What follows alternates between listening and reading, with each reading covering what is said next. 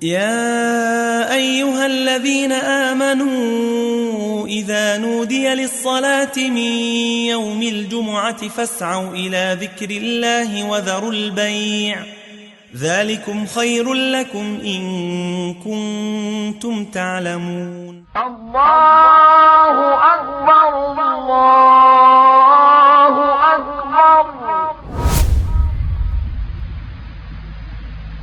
أعوذ بالله من الشيطان الرجيم. بسم الله الرحمن الرحيم. الحمد لله والصلاة والسلام على رسول الله صلى الله عليه وسلم. أما بعد السلام عليكم ورحمة الله وبركاته. Fandrente manatany araba wantsika rehetra mpanaraka tsy tapaka ny fahitalavitra ny TVM amin'ny zao maraina ny zoma izao. Raha lasana bavy atao anatin'ny finoana Islam, zoma ny androany. Zany no andro lehibe indrindra eo anatin'ny finoana Islam. Ary izy lehiben'ireo andro ary tsara lavitra mihoatra ny Eid al-Adha sy ny Eid al-Fitr araka ny fanambarana sy ny hadisy azontsika tamin'ny vanim-potoana ny mpaminany sallallahu alayhi wa sallam rehefa niteny izy manao hoe sayyidul ayyam yawmul juma wa a'zam 'inda Allahi min yawmil fitr wa yawmil adha. Lehiben'ireo andro rehetra dia ny andro zoma. Ary izy bola lehibe sy manan-kaja eo anatrany Allah mihoatra ny Eid al-Fitr sy Eid al-Adha. Noho izany raha lasana bavy anatin'ny finoana Islam, amin'ny mahalehibe nyity andro ty dia misy ireo fombafomba izay nampianarin'ny mpaminany sallallahu alayhi wa sallam atsikapin'ny Islam mba hatao sy ho tanterana mandritra n'izany andro zoma zany mba ahazoantsika valisoa lehibe eo anatrany tompo Allah subhanahu wa ta'ala. Iray amin'izany dia ny famakintsika ny suratul kahf. Mpaminany sallallahu alayhi wa sallam miteny amin'ny hadisy manao hoe man qara'a suratul kahf yawm al-jum'a adaa lahu min an-nuri ma baina al-jum'atayn. Izany izy aminareo mpaminany sallallahu alayhi wa sallam namaky ny suratul kahf amin'ny andro zoma dia ho fenony Allah hazavana ny androm-piainany eo anelanelany zoma anankiroa. Zany hoe raha tamin'ity zoma antenao namaky suratul kahf dia moao feno hazavana ny fiainanao mandritra n'izany herinandro zany mandra-patongavany zoma heriny androany. Namaky koa amin'ny herinandro any dia ho fenony Allah hazavana ny fiainanao mandra-patongavany zoma heriny ka mampirisika atsika hamaky an'izany surat al-kahf zany. Metra-panontaniana atsika hoe fa maninona ary no tsy maintsy vakina nanapirisiany mpaminany sallallahu alayhi wa sallam ny famakintsika an'izany suratul kahf zany. Tadio fa ao anatin'ny suratul kahf dia noreketiny tompo Allah subhanahu wa ta'ala tantara lehibe anaky efatra izay misy fifandraisany mivantana amin'ny fiainantsika andavanandro. Tantara voalohany dia qissat ashabul kahf, zany hoe tantara n'ireo vahoaka ny Lavabato izay hoe tanora nandositra rehefa nanenjehana noho izany finoany zany dia nandeha izy ireo tany amin'ny Lavabato. Faharoa amin'izany qissat sahibul jannatayn, tantarany lehilahy anankiray nanana zaridaina anankiroa rehefa nahihitra izy sy nanambony tena tamin'izany. Ary ny fahatelo qissat Musa wa Khidr, tantarany mpaminany Musa alayhi salam sy ilay lehilahy manam-pahindrena ary manam-pahalalana zay ny rainy Allah ary nidiny Allah mpaminany Musa dia anatona an'izany lehilahy zany hianatra ireo ampahany fahalalana zay tsy fantatry ny mpaminany Musa alayhi salam. Ary ny tantara fahaefatra dia qissat Dhul-Qarnayn, tantarany lehilahy anankiray antsoina hoe Dhul-Qarnayn zay ny famezivezy nanerana an'izao tontolo zao tamin'ny vanim-potoana izay nisy azy. Izany no antony lehibe ary ao anatin'ireo tantara ireo dia misy lesona lehibe ho antsika mpino Islam zay tokony ho raisintsika mandritra ny fiainantsika eto ambony tany ary averimberina ny famakiana an'izany farafahakeliny indray mandeha isan'ny azoma mba hahafahanao misintona lesona ao anatin'izany sura izany. Inona ary no antony nampidinany Allah subhanahu wa ta'ala an'izany sura izany? Ny asbabun nuzul. Ndray andro rehefa ireo kofary Makka ny famorivory izy ireo dia nandeha nantany ireo Yahody hoe inona fanontaniana izay lazainay amin'ny mpaminany Muhammad, raha ohatra ka fantany io dia fantatra fa tena mpaminany marina izy, raha tsy fantany kosa izany valim-panontaniana izany dia mpisandoka i Muhammad sallallahu alaihi wasallam. De niteny ireo Yahody hoe andaninao mandeha amin'ny Muhammad ka lazao aminy ore Muhammad zay manontany zavatra telo aminao. Voalohany amin'izany iza ireo andehana shababu, andehana tanora zay nandositra ny toerana misy azy na ny toeram-ponenan'izy ireo nandeha tany anatin'ny Lavabato. Ohatrany ahoana tantaran'izany olona zany? Raha fantany mpaminany zany dia marina fa mpaminany izy, raha tsy fantany kosa dia olona mpisandoka izy. Fanontaniana faharoa apetrao amin'ny Muhammad hoy ireo Yahody tamin'izay fotoana izay manao hoe antanio izy ny tantaran'ny lehilahy anankiray izay nivezivezy maneran'izao tontolo izao, nanao tour du monde izany lehilahy zany. Iza ny anarany? Ohatrany ahoana ny tantarany? Ary ny question fahatelo na ny fanontaniana fahatelo hoe antanio mahakasika ny Muhammad ohatrany ahoana na inona ny antsoina hoe roho na ny fanahy na ny fofinaina. Raha voavalin'ny Muhammad ireo fanontaniana anankitelo ireo dia marina fa tena mpaminany marina izy. Ireo mpikomy Makka nanantona ny mpaminany sallallahu alaihi wasallam nanontany azy mahakasika an'ireo fanontaniana anankitelo.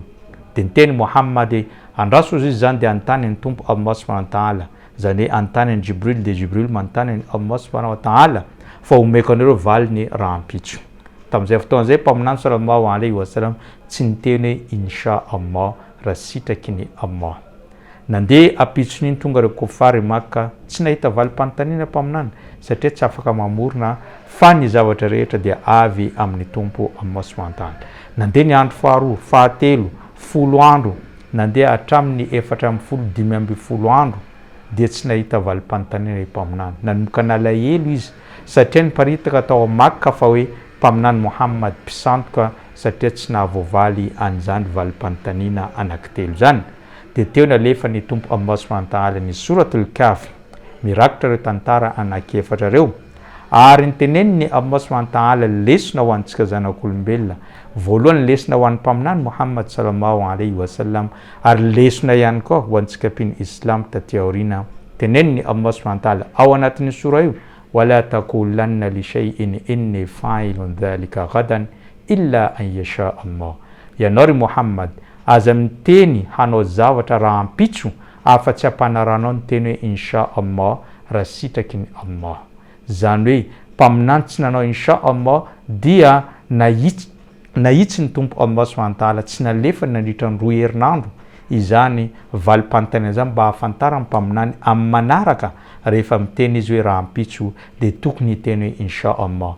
Lesona ho antsika ihany koa rehefa misy programme manao raha ampitso dia ampanarao teny hoe insha Allah raha sitraky ny Allah dia natateraka ny zavatra tahaka zao. Dia niteneniny mpaminany sallallahu alaihi wasallam tamin'ireo kofary Makka ireo valim-panontaniana ireo ary voavaly soamantsara ka ny amafy ny fanarana ny mpaminany sallallahu alaihi wasallam sy ny finoana azy taty aoriana satria fantatra fa nahavaly an'izany valim-panontaniana zany dia marina fa mpaminany izy fa tsy mpisandoka tahaka ny voalazany hafa. Ka ao ihany koa tsika aka an'ity tantara voalohany zay voarakitra ao anatin'izany suratul Kahf zany dia ny tantaran'ireo ashabul Kahf, ireo tanora izay nandositra ny finoany na nandositra ny mpanjaka tamin'izany fotoana zany. Satria nisy vanim-potoana teneniny mpaminany sallallahu alaihi wasallam talohantsika teo dia nisy mpanjaka anankiray antsoina Dakianos. Io mpanjaka io zany dia niantso tena ho Andriamanitra na niantso tena ho Zanahary. Misy ampany amin'ireo manam-pahaizana teny fa hoe nanompo sampy izy ary nanery ny olona mba hanompo izany sampy na sarivongana izany ihany koa. Ary nizaniza olona tsy manaiky manompo an'izany sarivongana izany dia vonony aroany eo amin'izany tanàna izany. Nefa reto andehana tanora misa 7 reto dia tao anatin'ny fianakaviany, zany hoe fianakaviany zany mpanjaka izany. Ka rehefa niely ny feo fa hoe ireto andehana tanora 7 reto dia tsy mino ilay Andriamanitra na ilay tompoiny izany mpanjaka izany dia nanomboka namoaka didy ilay mpanjaka amin'ny fampisamborana ireto tanora 7 reto. Hany ka voatery ireto tanora 7 reto niala tao amin'ny tanàna izay nisy azy nandeha nandositra tany Lavabato. Rehefa tao Lavabato izy ireo nialokaloka tao ary ny andry niainy fandehan-javatra tao ka napatoriany Allah subhanahu wa ta'ala ireo tanora ireo nandritra ny 300 taona mahery sivy, zany hoe 309 ans, sivy sy 300 taona no natory izany tanora izany, ary misy rivotra miditra amin'izany lavabato zany sy masoandro ihany mba ahafahan'izy ireo miaina ampilaminana ao anatin'izany torimaso lalina mandritra ny 300 taona mahery zany. Ary navadibadika ny Allah ihany koa izy ireo sady matory mivadika mba tsy ahalo ny lamosin'izy ireo na ahasimba n'izany vatan'izy ireo. Rehefa nifoha izy ireo taorinan'izany 5 sy 300 taona izany dia nifampantany izy ireo hoe kam labisna qalu labisna yawman aw ba'da yawm, afrina no natoriantsika teto, 2 andro ve, 3 andro, 2 andro. De niteny sasany tamin'izy ireo hoe atsika ozy izy natory teto mety ndray andro ihany na tapak'andro no natoriantsika teto, ka ndao ozy izy iray amintsika satria tsika nainona zany de tsy maintsy maniraka ny iray amintsika handeha any amin'ny tanàna ividy sakafo. Ka lasa ny iray amin'izy ireo sady miafina so de mbola ho tratrany zany mpanjaka izay nampaniraka na namoaka didy fampisamborana ho an'ireto tanora ireto zany.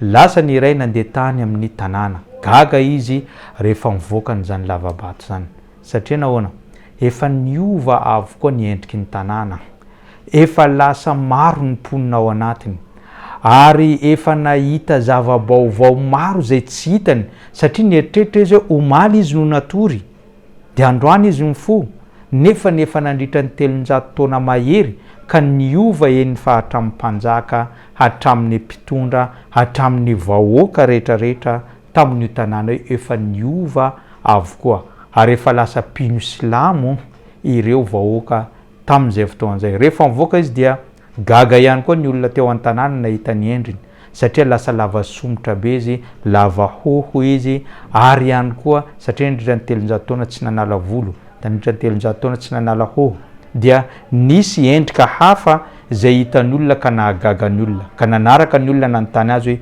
iza ianao.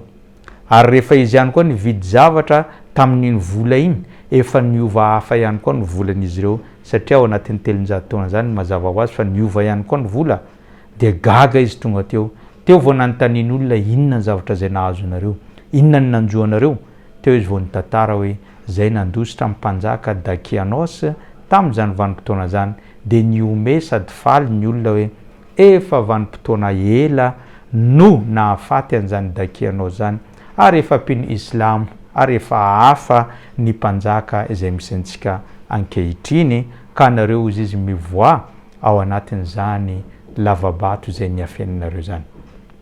Niazakazaka iny lehilahy iny nandeha tany an-davabato de nitantarany tamin'ireo namany izany vaovao zany, gaga ireo namany, ary ny olona ihany koa nanaraka azy mba andeha hijery hoe aiza ny toerana misy azy ireo. Saingy rehefa tonga tao izy ireo de napatoriany Allah, ary nitarika zany fatoriana zany tsy nifoha mandrakizay mandraka ankehitriny, zany hoe maty izy ireo taoriany zany fa zavatra tiany Allah subhanahu wa ta'ala ampitaina zany tamin'ireny olona reny ny tantaran'ireo shabab na ireo tanora nandositra ny toerana zay nisy azy rehefa nienjeny zany miaramila ny mpanjaka mpanao didy jadona sy mpanjaka tsy manjary zany. Lesona azontsika tsoana ao anatin'izany tantara izany, tantara io dia norekety ny tompo Allah subhanahu wa ta'ala ao anatin'ny boky masina al-Qur'an karim, ka ny tantara tsy natao fampatoriana zaza, tsy natao hoe iresadresana fotsiny, fa ny tantara dia natao fakana lesona indrindra ny tantara voarakitra ao anatin'ny boky masina al-Qur'an karim. Ary zany nahatonga ny tompo Allah nandidy antsika mba hamaky ny surat al-Kahfi isaky ny zoma, satria io tantara io dia misy fifandraisana amintsika. Indray andro mety ho tonga aminao ny fanenjehan'olona mahakasika ny finoanao, mety ho enjenanao amin'ny fanatanterana ny finoanao, mety ho enjenanao amin'ny fiantsona zay ataonao mahakasika ny finoanao, dia tadidio fa tsy anao ny olona voalohany no enjehina tamin'izany finoana zany, fa efa nisy olona teo alohanao, saingy navotany Allah subhanahu wa ta'ala ireo tanora anankifito tamin'izay fotoana zay, ary lesona sy ohatra mivainganao antsika ihany koa izany rehetrarehetra zany. Rehefa misy manenjika anao any aoriana mahakasika ny finoanao, de tsy tokony ho taitra ianao fa miomana fotsiny amin'izany rehetrarehetra zany. Ary nizaniza ny olona mitazona sy mifikitra amin'ny finoana marina dia tsy maintsy ho enjehana, tsy maintsy ho ampijaliana, ary tsy maintsy ho alaina baraka, ary tsy maintsy atao izay mahakivy azy mba hiala amin'izany finoana izany. Saingy raha namaky an'izany tantarany ireo tanora ny afina tany an-Lavabato anao dia tsy ala velively ao anatin'izany finoana ao zany. Ka izay lesona tiany Allah atongavana amin'ny fandreketany an'izany tantaran'ireo tanora zany ao anatin'ny boky masina Al-Qur'an Karim. Insha Allah amin'ny zoma herinandroany haka tantarany ila lehilahy tompony jardin anankiroa izay nreketiny Allah ao anatin'ny boky masina Al-Qur'an Karim amin'ny ity surat al-Kahf dia toizantsika ny tantara mandra-patapitra n'ireo tantara efatra izay norafaritiny Allah ao anatin'izany boky masina Al-Qur'an Karim zay. Zay ihany koa raha lasa nabavy anatin'ny finoana Islam no namarana ny fandaharantsika tamin'ity androany ity, isorako anao nanaraka an'izany hatranam-piandohana ka hatramin'izao fiafaran'izao. Ny tenako dia mametraka mandrapitafa ho amin'ny zoma herinan'ito zao. Wassalamu alaikum wa rahmatullahi wa barakatuh. يا أيها الذين آمنوا إذا نودي للصلاة من يوم الجمعة فاسعوا إلى ذكر الله وذروا البيع ذلكم خير لكم إن كنتم تعلمون. الله